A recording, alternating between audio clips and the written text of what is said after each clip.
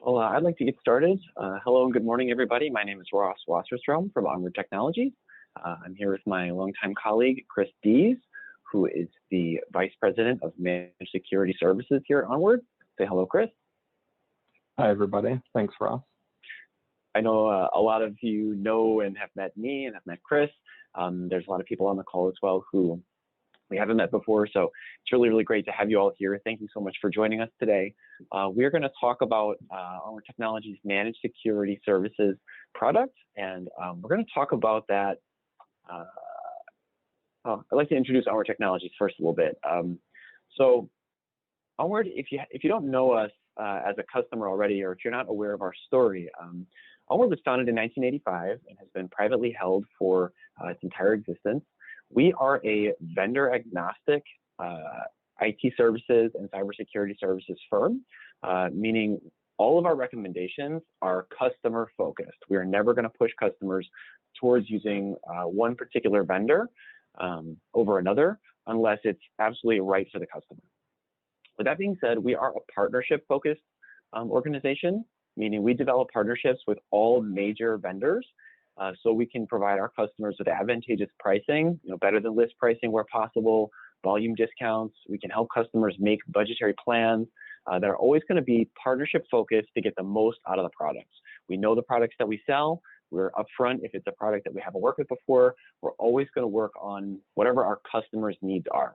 And since I know a lot of you on this call are our current customers we've worked with before, I think you would all know that from our experience together. But we're going to talk about security products today as well. Now, you're all on the call talking about our managed security services. And just so everybody has a brief outline of everything that we do. So we do managed security, of course. We also do managed services, IT infrastructure stuff. We do asset management and procurement. We can buy any hardware. We can buy any software. We can order cloud services in bulk, one at a time. We do custom software development. We have a whole division of programmers who can work in a lot of different programming languages. And we also do printer and toner management. We've done all of these services for a long time and have a lot of customers who are willing and happy to recommend us. Please contact us if you have any interest in these other services.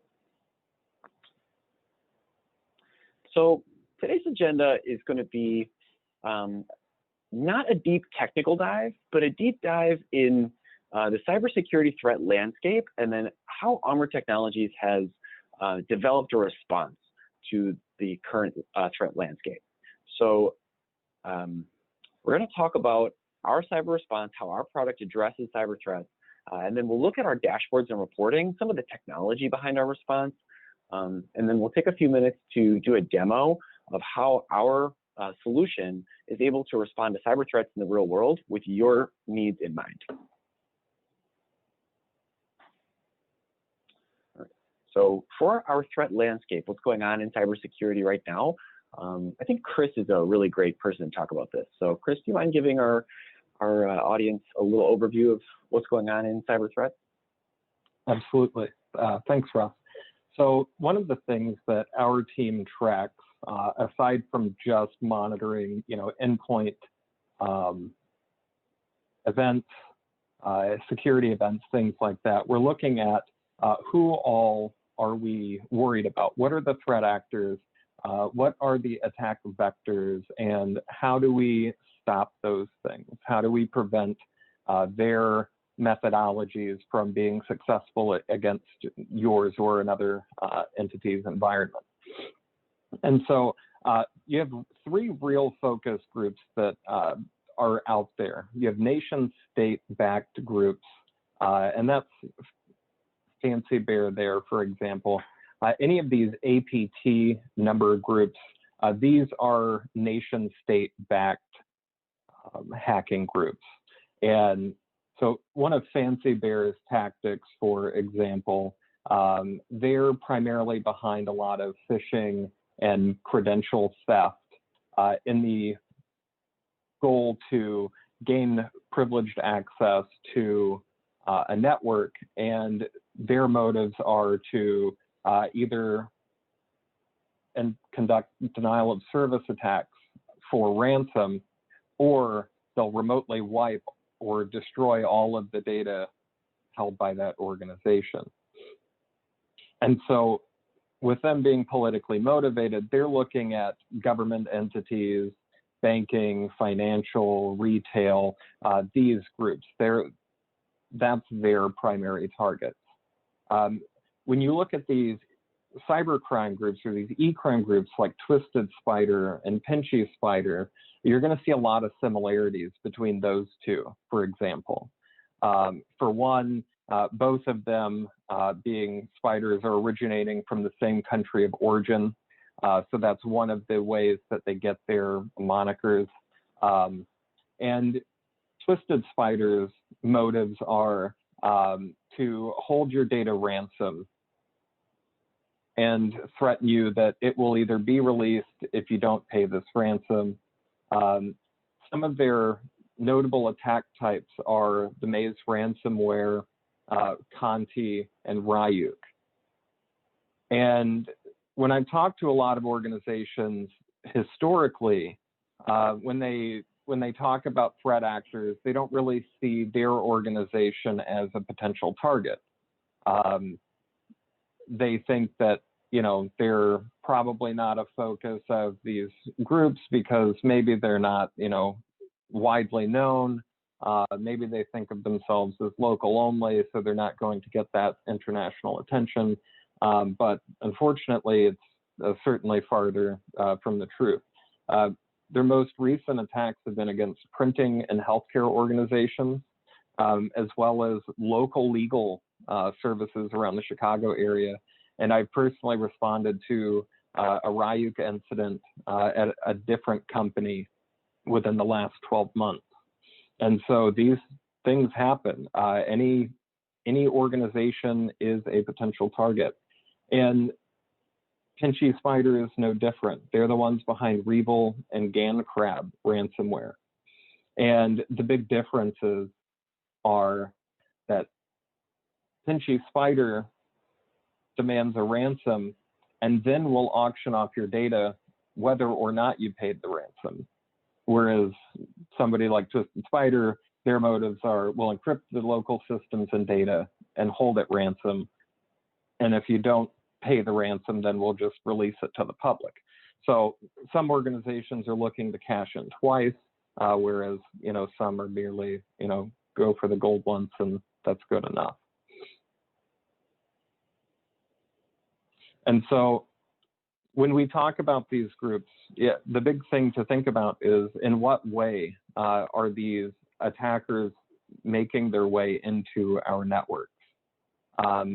The biggest or most widespread attacks are phishing emails. And it's very easy for somebody to fall for this email, which relies on a series of other things or requirements, such as like misconfiguration in your antivirus or in your firewall application. You know, they could be directed to a malicious website that's attempting to capture their credentials. You know, all of these things can be used against the organization. There's the possibility of drive-by malware. Drive-by malware is when you visit a website that has a malicious advertisement in it. Historically, in the early 2000s, Microsoft was actually one of the worst for this. They didn't really look at who their advertisers were, and so every web browser had the homepage of MSN on Internet Explorer, and a lot of times people were, you know, victims of these malicious ads. And so there's so many different possibilities. And if this happens, it can be significantly impactful to an organization. So let's say we look at a law firm that has about 250 staff members. And we'll assume that 20% of those staff members are support staff. And we have 200 billable attorneys. And our average rate is about $312 an hour, which from my research was the Chicago average. And assuming that these attorneys are trying to bill upwards of 8 hours a day. Well, the average response time or recovery time for ransomware is anywhere from 3 to 5 days. And if you're not prepared and you don't have a mature plan in place, then you're likely going to see the longer side of the recovery time. And so if we assume 5 days for those 8 hours of those 200 employees, we'll have lost 1,600 billable hours each day, totaling out to roughly $2.5 million in lost revenue, on top of at around $80,000 in incident response costs, and not including if personal protected information was involved. Then you're looking at paying for credit monitoring, publicity for damage to the name or brand, and all of these costs add up significantly. And this is something that we look at when we do incident response for our clients. We hold whiteboard sessions at the end where we calculate the overall scope of damages and look at what we could do to prevent this from being an issue in the future. And so Ross is going to tell us a bit about how we mitigate our risks to maximize our stakeholder values. Yep. Thanks, Chris. So what we don't see in the landscape very much, and what I think Onward's solution provides, is a holistic approach to cybersecurity that takes into account, these worst case scenarios that Chris just talked about, all the way through to exactly what all of your stakeholders really need. What we see a lot of when we take clients on, or when we discuss our products with customers early in their adoption of our products, is companies purchase cybersecurity solutions piecemeal, or they try to develop these things internally without a lot of experience, and that opens gaps. We also see in the marketplace that a lot of solutions are sold as complete solutions that account for every possible aspect of cybersecurity, but they're only covering some smaller area. So we've developed these 3 pillars, the stakeholders, policies, and dashboards, as 3 distinct areas that our solution is going to cover. We put the stakeholders right at the top visually, and I'm going to talk about it first because identifying the stakeholders and what their needs are is absolutely crucial. It's the only place you can reliably start to get a cybersecurity solution in place for your business that's going to actually address the needs and issues before you get to this worst case scenario like Chris was discussing. So the stakeholders are defined in many cybersecurity frameworks as any actor who has an interest in seeing the business succeed. So in reality, we typically see this as your cyber insurance carrier, your customers, any regulators that you need to respond to, your investors or owners, users, and managers. Now, managers, a lot of the time, users are pretty straightforward. They need to be able to use systems, and they need security in place that's easy for them to use. Your managers are frequently kind of in the middle. They need to impose security and training and make sure that everybody's on board, but they also need to the security solutions in place to be usable and user-friendly and adaptive to all the ways that the people they manage are working. So we're going to talk about how a lot of these stakeholders have have their needs or are able to get their needs met with our solution. But one challenge that we run into is that every stakeholder has different compliance requirements. Sometimes you have a customer who's requiring you to abide by NIST cybersecurity framework target tiers, maybe target tier 2 or target tier 3. Perhaps your cyber insurance carrier is requiring ISO 27001. Maybe your bank is sending a very, very long Excel spreadsheet that is developed from their custom proprietary internal control set. There's a lot of variation among the compliance levels and requirements that you're going to get. So you need to have a solution that can work with any of these stakeholder requirements and still deliver consistent security results, consistent security dashboards that you can work with as you're going about your daily business. So that's where the Onward Managed Security solution comes into play. We think that by having a holistic solution that does management of cybersecurity, cybersecurity technology, and reporting of the status of cybersecurity, both risks and events, is you need a holistic solution because you can't have piecemeal solutions that don't work together. You can't have technology that doesn't take into account what the management really needs from the stakeholder point of view. You can't have reporting that isn't integrated with every single component of your technological footprint. So you need everything unified together in order to ensure that you don't have any obvious gaps.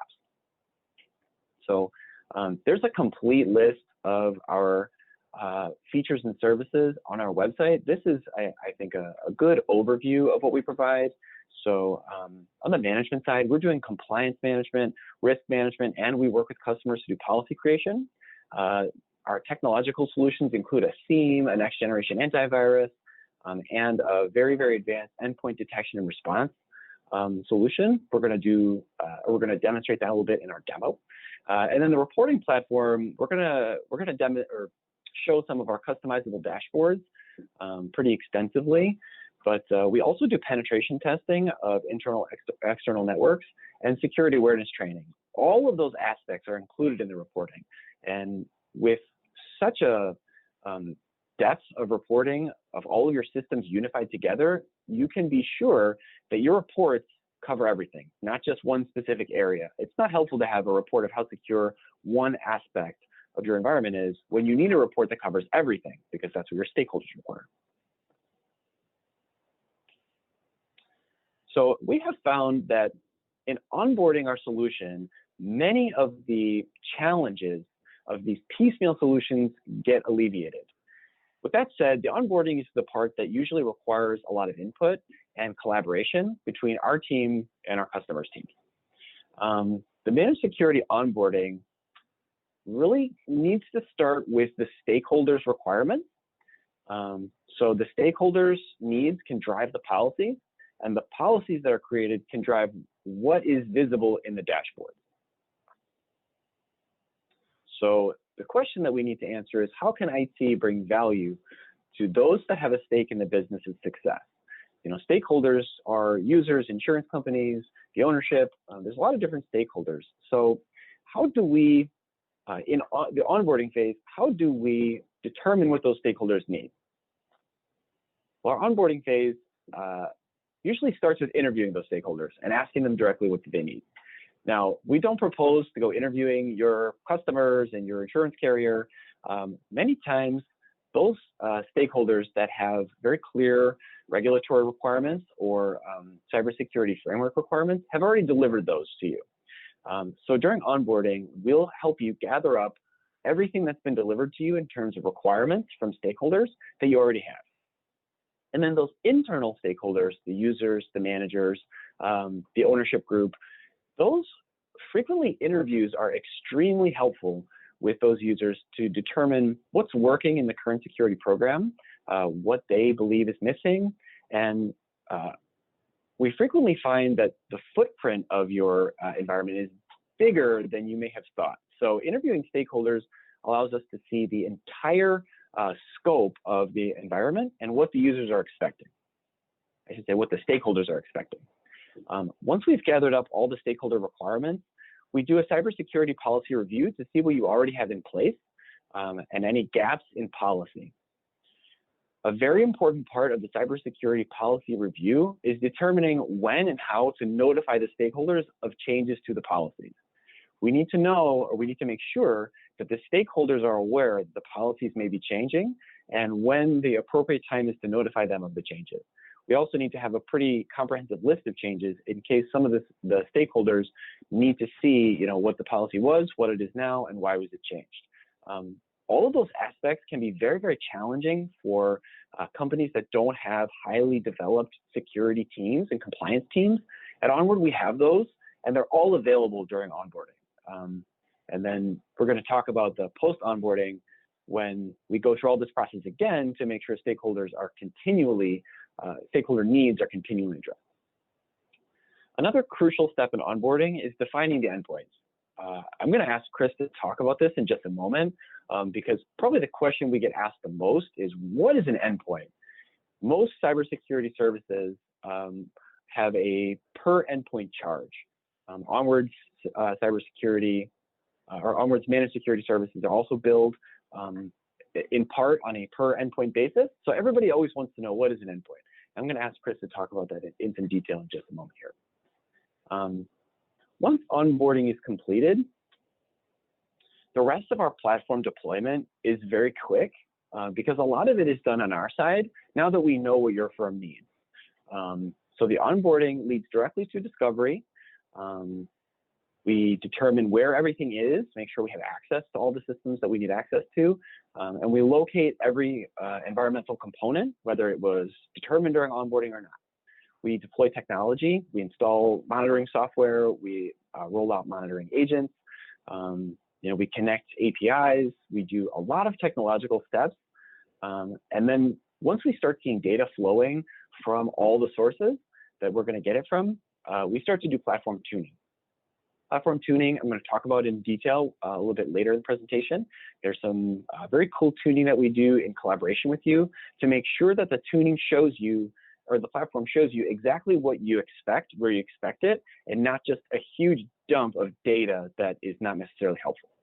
And once the initial platform tuning is done, we go live and you are fully and completely monitored and managed. Now, I will say this process from start to finish can take anywhere from a few days to a few weeks. We're frequently asked at the beginning of onboarding, how long will this take? I will say a lot of the time, the onboarding phase determines this because how far along you are in your cybersecurity program and how far we need to go to get it up to where the baseline determines how long the onboarding phase takes, and that will determine how long the rest of the phases take. Chris, can you tell us a little bit about what defines an endpoint and why endpoint definition is so important? Absolutely. So that's the biggest question that we're asked, and it's typically where people have the biggest surprise when they talk about, pricing, because ultimately pricing is determined by your quantity of endpoints. So one of the things that we try to help people understand is the reason that it's factored at an endpoint level. So an endpoint is any network connected device or virtual device within your network. Now, we're not concerned if that device has 10 network ports or 1 network port.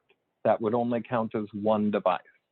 But the reason that we look at devices is every single network connected device is a vector of risk.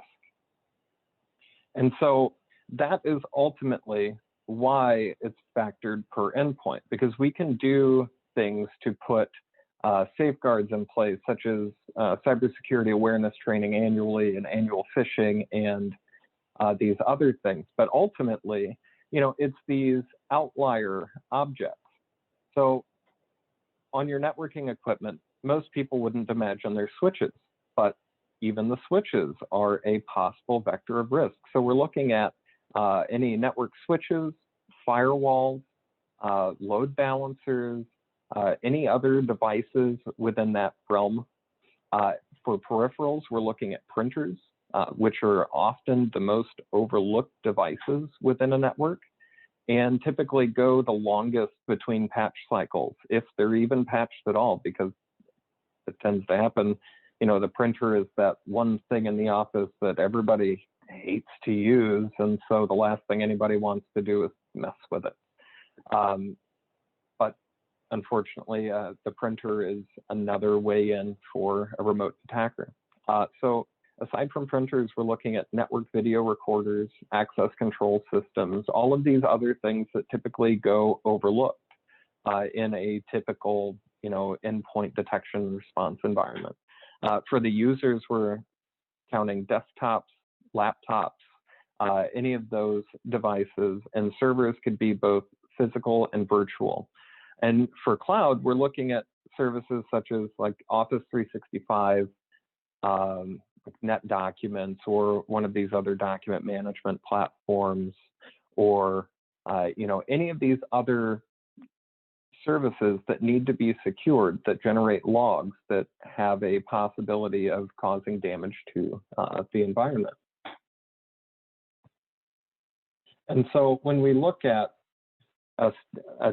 let's say a typical organization or this scenario firm, they have about 50 users with all of the core infrastructure in their main Chicago office. And each of their 2 satellite offices have about 25 users.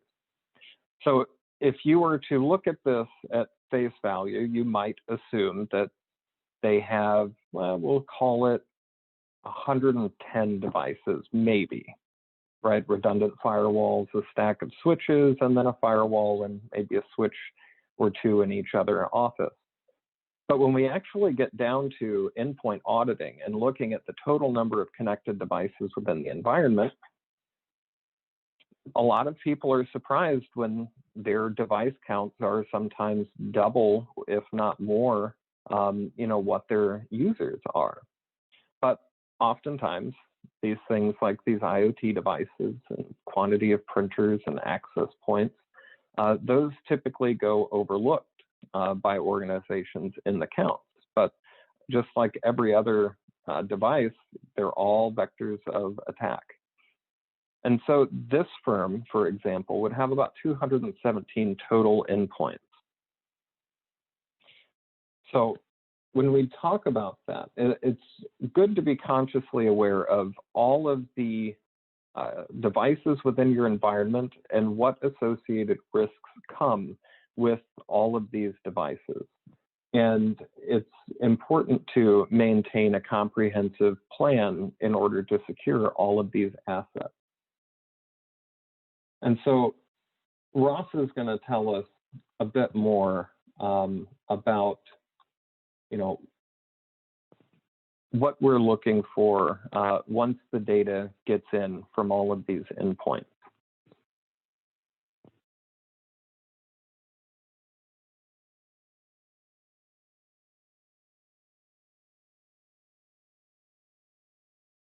Hey, Ross, we can't hear you, bud. Sorry about that. Zoom challenges. So I wanted to stop before I talk about the custom dashboards and just let everybody know we are happy to stop along the way and take questions. So put your questions in the chat, and our producer, Matt, will be happy to feed them to either Chris or I, or answer them directly. You can just type them in anytime, and when we get to a good stopping point, we'll take questions along the way. We'll also have time at the end for questions too. So Chris was talking about all the endpoints that need to be accounted for when we talk about a comprehensive cybersecurity program.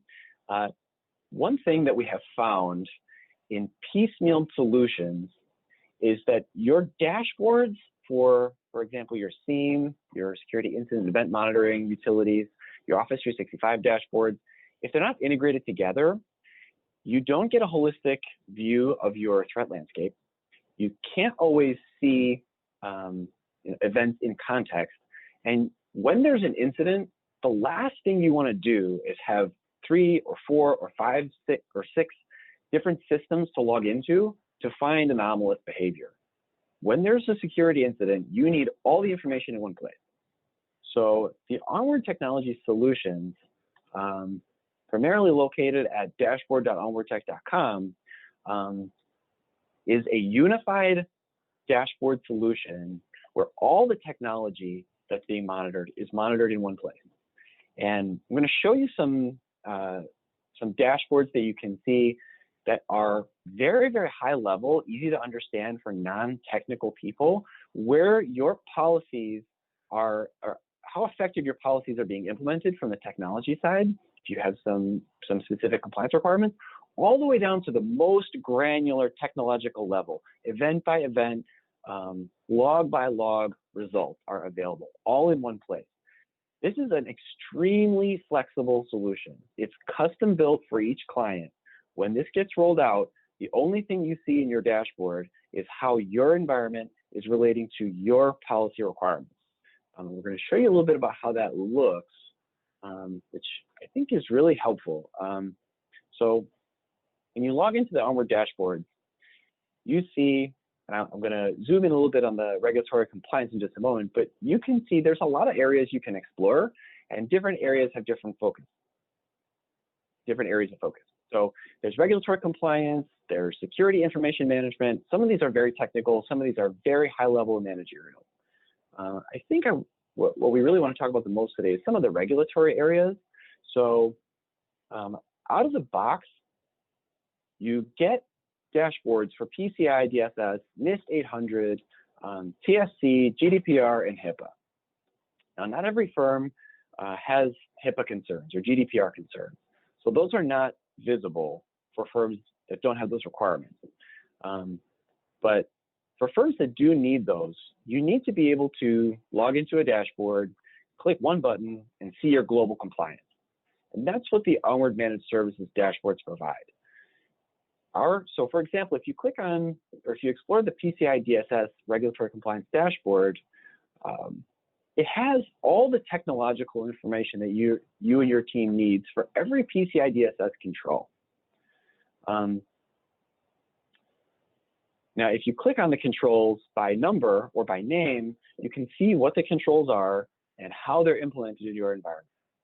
There's very, very technical and detailed information. There's also very good high-level reports that can be downloaded and shared with regulators or auditors directly from the dashboard. So you've got one place to go to see all the detailed information, all the high-level information, and everything in between.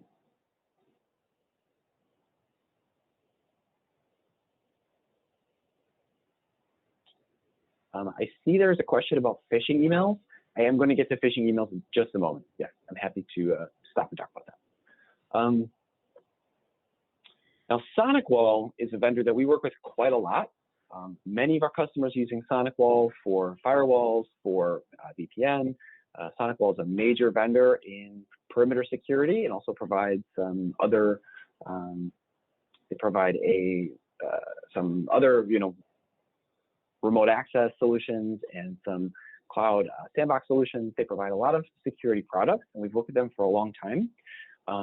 Just as an example of the kind of data that you can see is our dashboards connected to your firm's various SonicWalls.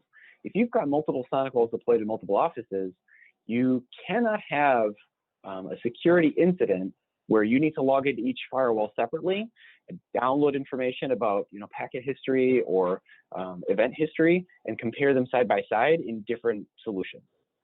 Our solution provides all of this information in one place. When you're looking at SonicWALL logs in our dashboard, you can see everything that's happened on all of your SonicWalls to ensure that if there's what appears to be anomalous behavior or connections from a different place, or anything that maybe our AI system has determined is abnormal behavior, you need to know if that's happening on all your firewalls or just one, if it's inbound or outbound. There's a lot that you need to know, and you need to see it all in one place. There's no other solution out there that's taking your firm's anomalous behavior or definition of anomalous behavior and unifying it in one place. Something that's very, very common with our customers using SonicWALL and other perimeter security solutions is simple geofencing. So for sure there's no reason that anybody would ever connect to your systems from North Korea or from Iran.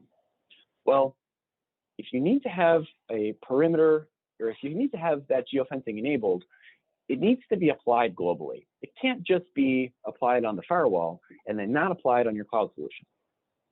With Onward's dashboards, you're going to see your geofencing applied to Office 365, your SonicWALL firewall, your document management system, any other VPN solution that you might be using, your accounting solution, your HR solution. All of those systems are tied together in one place. And even if, for example, your accounting system does not have geofencing enabled, our dashboards are looking at the IP addresses or the connection sources for all these solutions and unifying them in one place and setting off alarms. And that's what we're going to look at in the demo. Platform tuning is a crucial step along the way. Even after we're live, we know that this platform needs to be tuned along the way. Your geofencing may need to be updated. The list of services, cloud services that you subscribe to may change over time. So every quarter, we do what's called a QBR, quarterly business review, and look at what's changed in your environment, what risks we know about and are still mitigating, what risks have already been mitigated, and then we adjust the platform based on those meetings. Every year, you have cybersecurity audits, you may have new policy requirements from your stakeholders at various levels. So every year we tune the platform based on what your stakeholders need. And then ongoing, if there's some reason that the stakeholders require changes immediately, we're happy to implement those platform tuning adjustments along the way. There is never a time when the platform cannot be tuned to your needs. The platform is the most flexible part of our solution. The quarterly business review provides another very, very important service for our customers, which is that sign-off for audits and compliance. A lot of our customers either don't necessarily know or are not keeping very accurate track of how often they do risk assessments and what the results of those risk assessments are over time. So the quarterly business review is an opportunity for firm management to sign off on the current state of the cybersecurity program and anything that is currently in progress. On the Onward side, during the quarterly business review, we have an opportunity to see what your firm has identified as risks, and then any strategic initiatives or budget initiatives are upcoming. So we can plan on platform tuning or how to bring in a new cloud solution into the dashboards, or how to offload some system that you have retired, and make sure that it's not included in reports from a specific date in the future. You know, our team works collaboratively with yours to ensure that every quarter, no matter what, we have an opportunity to meet with you and determine the state of the security program. Defense in depth. We're going to talk about a real Office 365 attack, and I'm really glad that I got this question about ways to decrease phishing emails that make it into end user mailboxes. So the solution of how to reduce phishing is going to be discussed in some detail at the end of this demo. But what I want to say first is that defense in depth is absolutely crucial. There's no one solution that's appropriate for reducing any cybersecurity risk, and phishing emails are chief among them at this time. Phishing emails need to be addressed through advanced mail filtering, user training, multi-factor authentication in case something does get into the user's mailbox. There's a lot of steps that go into securing email.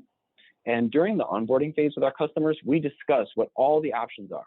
And then we make sure customers know, you can do different things at different price points or at different user adoption levels. Maybe certain groups need more security, certain groups need less, but there's no one-size-fits-all answer to how to reduce phishing. But I will show some what I think are some very good and real-world examples of what happens with phishing emails.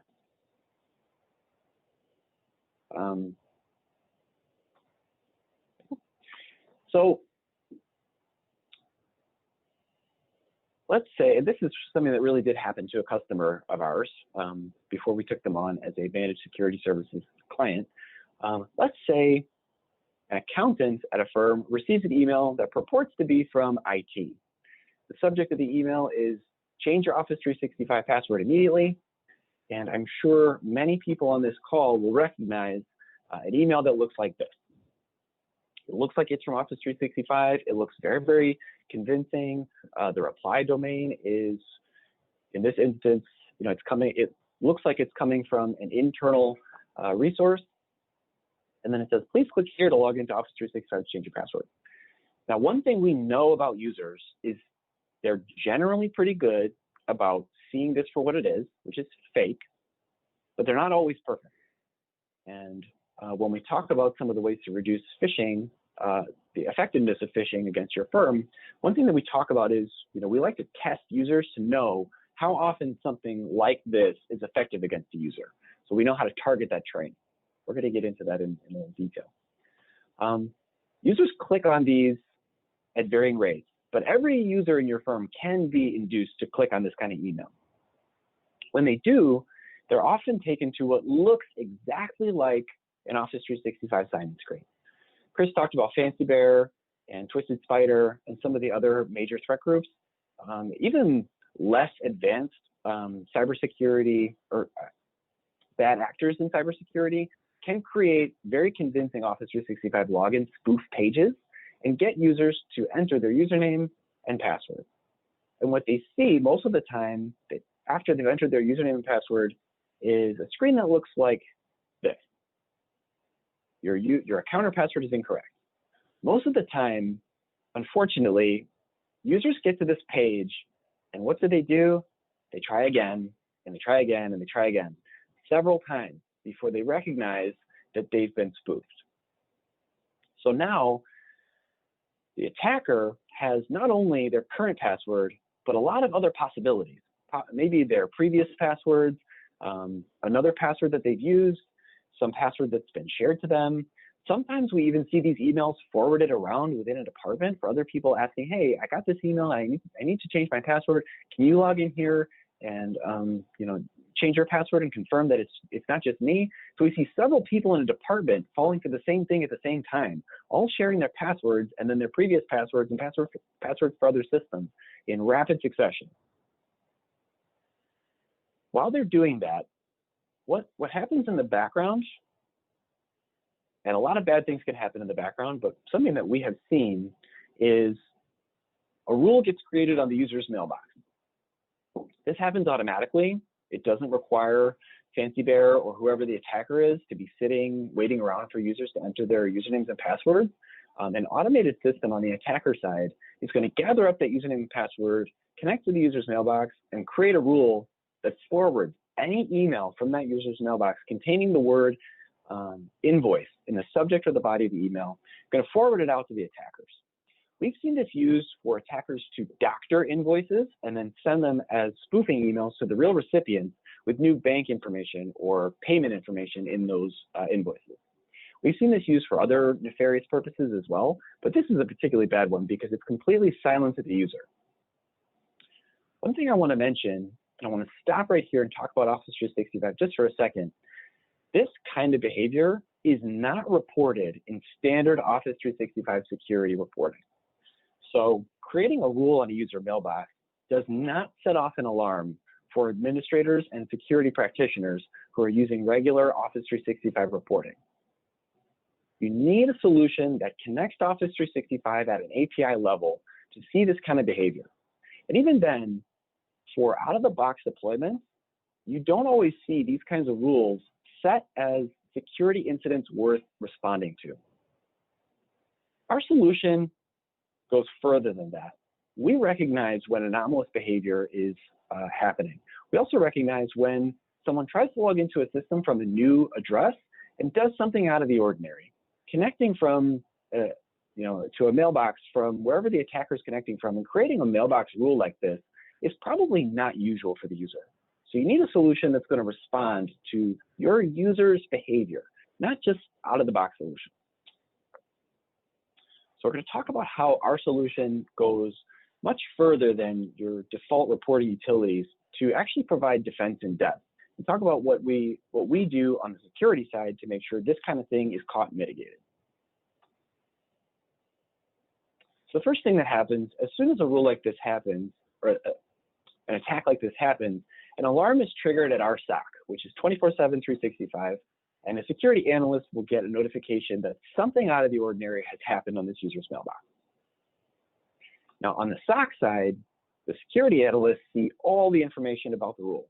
They're not looking at the content of the mailbox, they're not looking at the user's data, but they're looking at what happened that's so out of the ordinary for this user.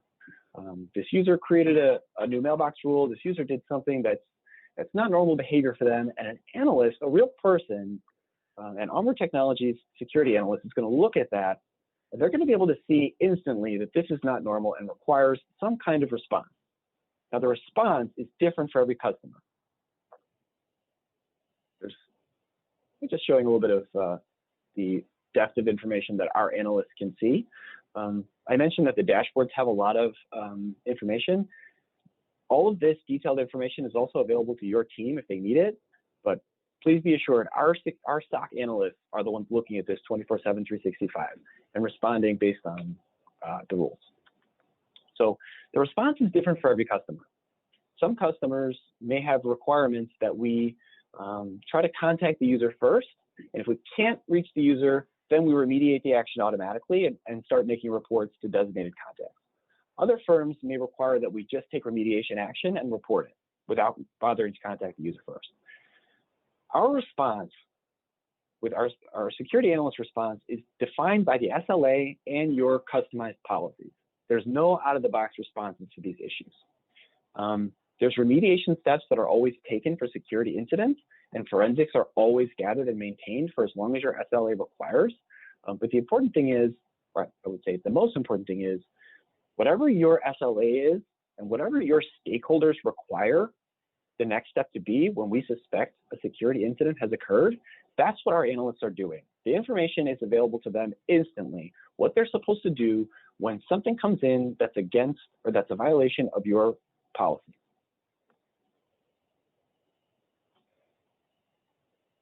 So the question about how to reduce phishing emails really goes back to the stakeholder requirements. So how much phishing email delivery is acceptable?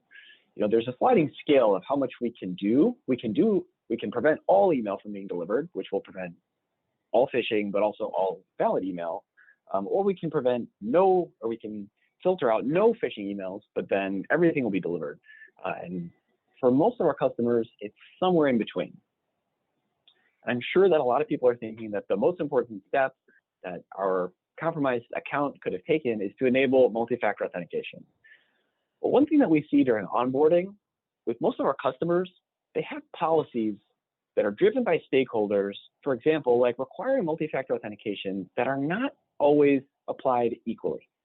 So in this instance, we saw multi-factor authentication was the firm policy, but due to the user having some issues with it and the help desk at that firm having some problems troubleshooting it, they had disabled multi-factor authentication for the user. So this user didn't have it, even though it was the policy. When you're an Onward Technologies managed security services customer, that doesn't happen. We work from the firm's stakeholder requirements of requiring MFA, requiring continuous monitoring, requiring security awareness training. We work with many security awareness training vendors to make sure that your users are trained.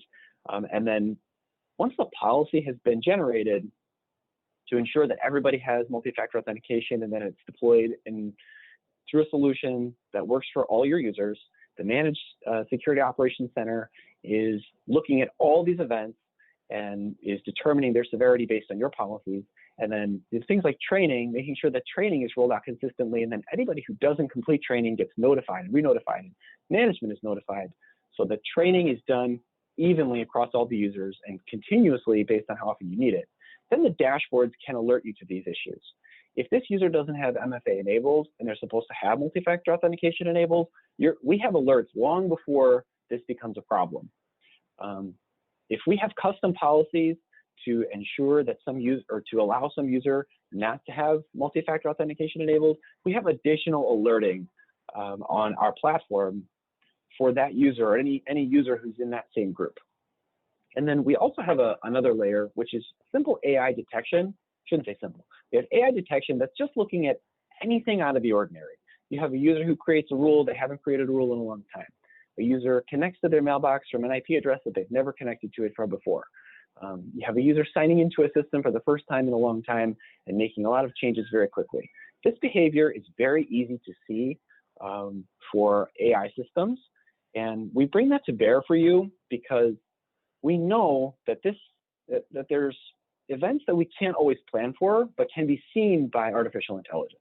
So we bring all of these to bear, from the stakeholder requirements to what your firm policies need to be, all the way into dashboards and visibility into those events, to make sure that you have that defense in depth, which is providing you with many layers of cybersecurity program effectiveness, not just the technological solution or just the policies that have been written and not acted on. At this point, I want to open it up to any additional questions. We have a few minutes left for questions. If you want to put them in the chat, Chris and I are more than happy to stick around for a few more minutes. Yeah, and if you have anything that you'd like to see perhaps in our next webinar, any topics to cover, please let us know.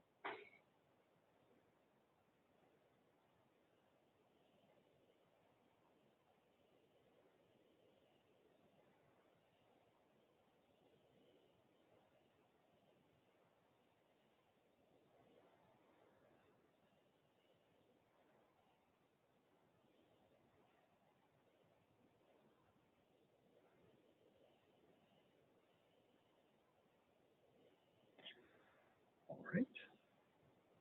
Well, in case there are any questions, Chris and I are always happy to connect with you as questions may come in, or there's a question about how to get a security review to determine any improvements that can be made. Contact us and we'll be happy to schedule it.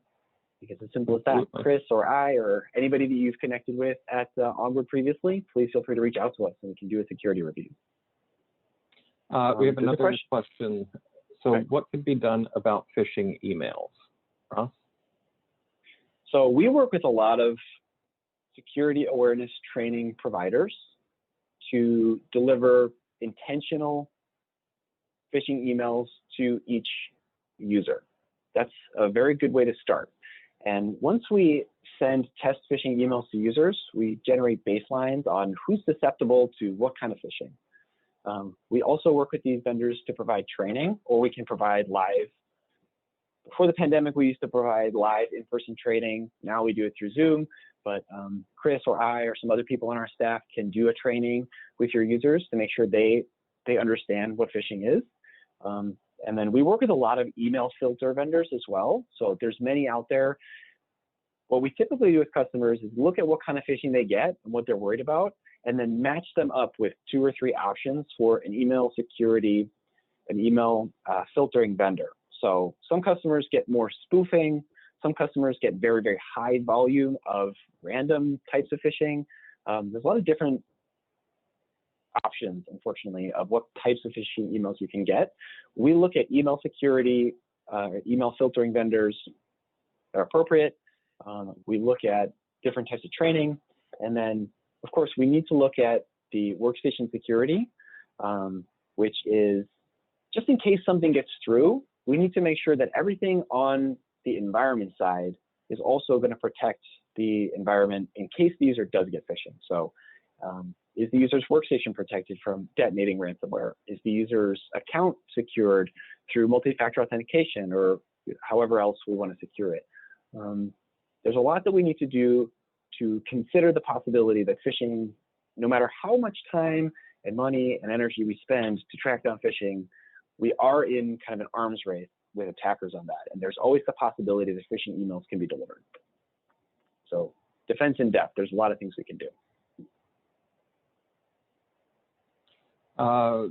Ross, do you have any post-incident legal data review or have preferred vendors for those activities if, when an incident does happen? Chris, maybe you want to talk about our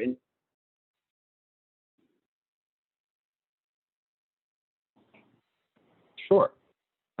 So we do, as part of our incident response.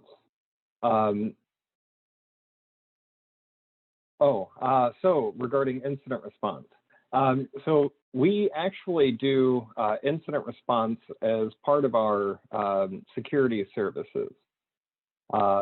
We also work with other organizations to bring them in if necessary, if there's a conflict of interest on the remediation or if it's something different. But as part of our managed security services plans, we include incident response as part of that. So any time that our team spends actively responding to your incident, that's covered within your plan. Okay, well, I believe we're going to end it here. Thank you all so much for joining. And have a wonderful day. you have any questions for us, please reach out to any of your sales staff that you may know, or Ross, or myself, or call our office.